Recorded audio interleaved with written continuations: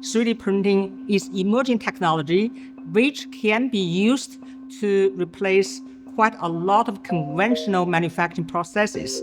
But there are a lot of problems, because for metal printing, there are several ways to print metals. First, we can use lasers or electron beams to melt metal powders layer by layer to generate metal solids.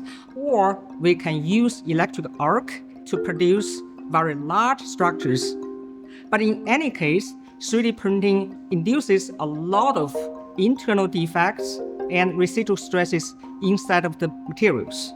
So for our project, we really wanted to understand how these defects influence the properties and how can we detect all these defects. But also printing process produce very poor surface roughness. So we really need to understand how the printing parameters, printing processes really influence surface roughness. Defense really expect to have reliable printing processes. So we collaborate with DST, but also AML3D is using the welding-based printing systems. And for micro-CT testing, we collaborate with experts at Flinders University to look at the defects inside of the structures.